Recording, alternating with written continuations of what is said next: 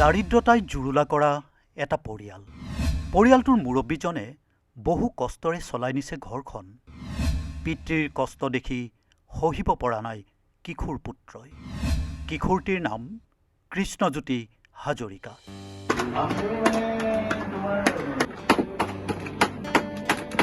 শিৱসাগৰৰ বগীদল উচ্চ মাধ্যমিক বিদ্যালয়ৰ বৰ্তমান ৮ম শ্ৰেণীৰ ছাত্ৰ কৃষ্ণজ্যোতি।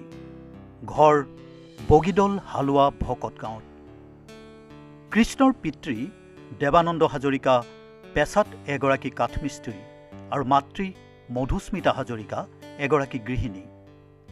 স্বাভাৱিকতে আৰ্থিকভাৱে সচ্ছল নোহোৱা এই পৰিয়ালটো সততে অভাৱ অনাটনৰ মাজতেই ডুবি থাকে।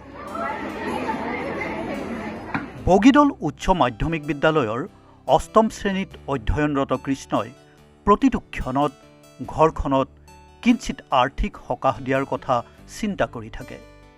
ঘৰখনৰ বাদে যেন তেওঁৰ ক'তো মনেই নবহে। ঘৰৰ পৰা আঁতৰত গৈ কাম কৰিবলৈও কৃষ্ণৰ বয়স এতিয়া যথেষ্ট কম।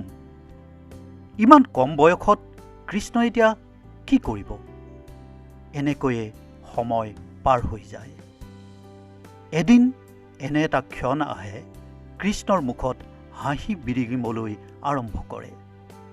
অৰ্থাৎ কৃষ্ণৰ এই ইচ্ছাক বাস্তৱায়িত কৰাৰ এক সুবিধা আহিল, যেতিয়া অক্ষৰ ফাউণ্ডেশ্যন নামৰ এক বেচৰকাৰী সংস্থাই কৃষ্ণহঁতৰ স্কুলত এক ব্যৱহাৰিক পাঠ্যক্ৰম আৰম্ভ কৰিলে। এই পাঠ্যক্ৰমৰ অধীনত কৃষ্ণ আৰু আন একাংশ ছাত্ৰই কাঠফুলা উৎপাদনৰ প্ৰশিক্ষণ ল'বলৈ আৰম্ভ কৰিলে। এই প্ৰশিক্ষণে কঢ়িয়াই আনিলে কৃষ্ণৰ জীৱনলৈ এক আশাৰ বতৰা।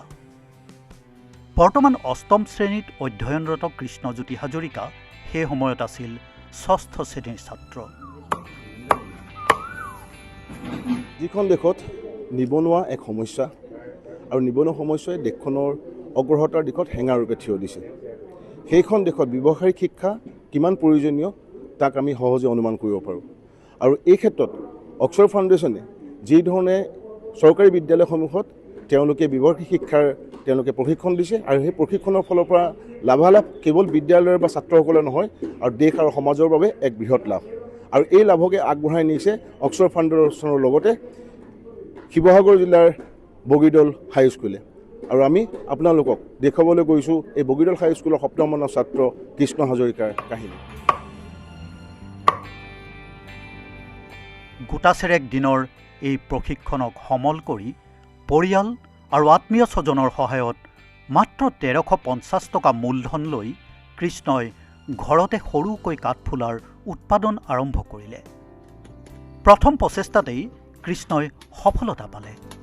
তাৰ পাছত ক্ৰমাৎ বৃদ্ধি কৰিলে কাঠফুলাৰ উৎপাদন। আমাৰ স্কুলত শিকাইছিলে অক্সফৰ্ড ফাউণ্ডেশ্যনৰ পৰা। আমি তাত ভকেশ্যনেল ক্লাছ কৰিছিলোঁ আৰু এতিয়াও কৰি আছোঁ। সেই ভকেশ্যনেল ক্লাছ লৈ মই আমাৰ ঘৰতো কৰি চাওঁ বুলি ভাবিলোঁ। প্ৰথমে মই এটা চিলিণ্ডাৰ কৰিছিলোঁ। সেয়েহে দেখি কাঠফুলা ধুনীয়া, খাবলৈও ভাল।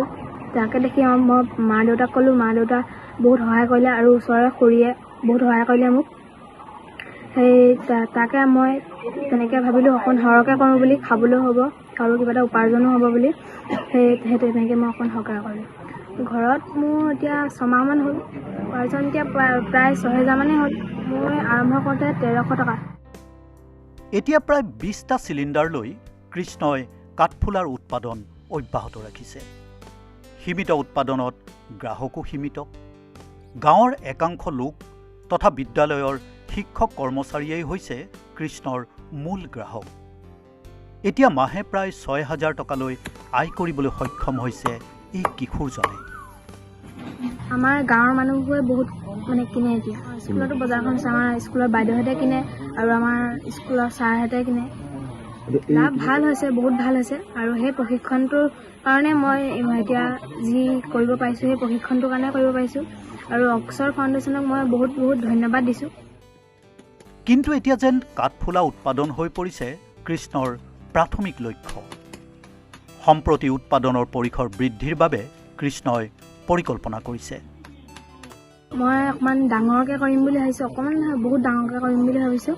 আৰু আমাৰ ঘৰতে ডাঙৰ ঘৰ এটা বনাম বুলি ভাবিছোঁ। তাতে আমি ডাঙৰকৈ কৰিম বুলি ভাবিছোঁ। মই এইটোৱে ক'ম, তেওঁলোকেও এনেকুৱা কামত আগবাঢ়ি যাওক। ডাঙৰ মানুহ ভৱিষ্যতলৈ তেওঁলোক বহুত ডাঙৰ মানুহ হ'ব পাৰিব। আৰু এই বস্তুটো বহুত ভাল, আমাৰ স্বাস্থ্যৰ কাৰণে এইটো বহুত ভাল, আৰু আমি এইটো বহুত খাবও লাগে, উপকাৰিতা আছে। ইফালে অষ্টম শ্ৰেণীৰ ছাত্ৰগৰাকীয়ে কাঠফুলা উৎপাদন কৰাৰ খবৰ পাই কৃষ্ণৰ ঘৰত উপস্থিত হৈছে কৃষি বিভাগৰ বিষয়াসকল। জয়সাগৰ কৃষি চক্ৰৰ কৃষি উন্নয়ন বিষয়া দীপাংকৰ বৰা কৃষ্ণৰ ঘৰত উপস্থিত হৈ নাবালক খেতিয়কজনক উৎসাহ প্ৰদান কৰিছে। প্ৰয়োজনীয় কাৰিকৰী কৌশলৰ লগতে কৃষি বিভাগৰ আঁচনিসমূহ বিভাগে কৃষ্ণক প্ৰদান কৰাৰ কথাও দিছে।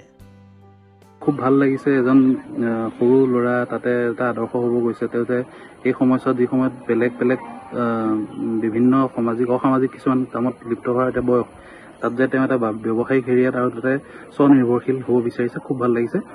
আমাৰ বিভাগৰ ফালৰ পৰা আমি এইটো হেৰিয়াত নিউজটো যেতিয়া দেখিছোঁ, আমি আহি পেলাই এতিয়া তেওঁক অলপ টেকনিকেল হেৰিও আগবঢ়াবলৈ চেষ্টা কৰিছোঁ যে এইটো কেনেকৈ কৰিলে বেছি হেৰি হ'ব, আৰু যিখিনি সৰু সুৰা তেওঁ কিছুমান হেৰি হৈছে, ভুল ৰৈ গৈছে বা হেৰি হৈছে, মডিফিকেশ্যন কৰিব লাগে, সেইখিনি আমি কৰাত অলপ চাই মেলি হেৰি কৰিছোঁ। আৰু ভৱিষ্যতো হেৰি কৰিম, আৰু অন্যান্য যিখিনি আমাৰ বিভাগৰ ফালৰ পৰা বিশেষকৈ কাঠফুলা খেতিৰ কাৰণে যি য'ত সুবিধা আহে সেইখিনি আমি প্ৰদান কৰিবলৈ চেষ্টা কৰিম। কৃষ্ণজ্যোতি হাজৰিকাৰ এই প্ৰচেষ্টা দেখি অত্যন্ত সুখী অক্ষৰ ফাউণ্ডেশ্যন। আজি কৃষ্ণ হাজৰিকা বগীদল হাইস্কুলৰ, চ' তেওঁ মাছৰুমৰ ক্ষেত্ৰত ইমানখিনি আগবাঢ়ি আহিছে। ষ্টেপটো সদায় 0ৰ পৰাই ষ্টাৰ্ট হয়। চ' এতিয়া আমি ভাবোঁ যে আমি 10ৰ ভিতৰত নিজকে ষ্টেপ 5ত ৰাখিম। চ' ইন ফিউচাৰ লাহে লাহে যেতিয়া ক্লাছ 8 পাছ কৰি যেতিয়া ক্লাছ 9, 10 পাব, আৰু এতিয়া 9, 10তো আপোনালোকে গম পায় যে NEP 2020 মতে প্ৰত্যেকজন ষ্টুডেণ্টে এটা নহয় এটা ভকেশ্যন শিকিবই লাগে। চ' তাৰ লগত সংগতি ৰাখি আমাৰ এই গোটেই প্ৰগ্ৰেমটো এলাইন কৰা হৈছে। অক্ষৰ ফাউণ্ডেশ্যনে যে কেৱল কাঠফুলাৰে প্ৰশিক্ষণ দি আহিছে এনে নহয়। শিৱসাগৰ জিলাৰ 7খন চৰকাৰী বিদ্যালয়ত এই অনুষ্ঠানটোৱে ব্যৱহাৰিক প্ৰশিক্ষণ অব্যাহত ৰাখিছে। কাঠফুলা উৎপাদনৰ উপৰিও চিলাই আৰু বিজুলী মেৰামতি বিষয়তো তেওঁলোকে বহু ছাত্ৰ ছাত্ৰীক প্ৰশিক্ষণ প্ৰদান কৰি আহিছে। তো বৰ্তমান শিৱসাগৰত আমাৰ 7খন স্কুলত আমি আমাৰ মডেলটো ইমপ্লিমেণ্ট কৰি আছোঁ। চ' বগীদল আছে, বৰুৱা পুখুৰী আছে, তেনেকৈ গৌৰীসাগৰ ফালে আছে, ৰংপুৰৰ ফালে আছে। চ' এনেকৈ আমাৰ টোটেল 7খন গভৰ্ণমেণ্ট স্কুলত আমাৰ ইমপ্লিমেণ্টেশ্যন চলি আছে ফ্ৰম ক্লাছ ক শ্ৰেণী টু ক্লাছ 8। মাছৰুমৰ পৰা ষ্টাৰ্ট কৰি টেইলৰিঙৰ আছে, তাৰপিছত আপোনাৰ ইলেক্ট্ৰিকেল আছে, বিউটি এণ্ড ৱেলনেছ আছে। চ' এনেকুৱাকৈ ধৰি আজি কৃষ্ণ হাজৰিকাৰ যদি মই কথা কওঁ, আমি যেতিয়া কোৰ্চটো ষ্টাৰ্ট কৰিছিলোঁ বা আমি যেতিয়া শিৱসাগৰত নিজৰ কামখিনি আৰম্ভ কৰিছিলোঁ 2024ত, চ' তেওঁ তেতিয়া ক্লাছ 6ত আছিলে, এতিয়া তেওঁ ক্লাছ 8 পালেগৈ। চ' বৰ্তমান একাডেমিক ইয়েৰত হিজ ইন ক্লাছ 8। আজি যদি কৃষ্ণৰ কথা কওঁ, কৃষ্ণৰ লগতে তেওঁৰ লগতে আৰু মই জনামতে 12জন ষ্টুডেণ্ট মাছৰুম কৰি আছে এখন স্কুলৰ পৰা, বগীদলৰ পৰা। সেইদৰে বগীদল উচ্চ মাধ্যমিক বিদ্যালয়ত এনে ব্যৱহাৰিক পাঠ্যক্ৰম আৰম্ভ কৰি একাংশ ছাত্ৰ ছাত্ৰীৰ পৰা আশাব্যঞ্জক সঁহাৰি লাভ কৰাত সুখী হৈছে বিদ্যালয় কৰ্তৃপক্ষও। কৃষ্ণ হাজৰিকাই যথেষ্ট আগ্ৰহেৰে এই মাছৰুমৰ খেতিটো কৰি তেখেতে যথেষ্ট ভাল ফল দেখুৱায়। তেখেতে ওচৰ চুবুৰীয়াৰ লগতে আমাৰ শিক্ষক শিক্ষয়িত্ৰীকো তেওঁ উৎপাদিত মাছৰুম আমাক আনি দিয়ে, আৰু লগতে তেওঁ পইচাও উপাৰ্জন কৰি স্বাৱলম্বী হোৱাৰ দিশত তেওঁ আগবাঢ়িছে।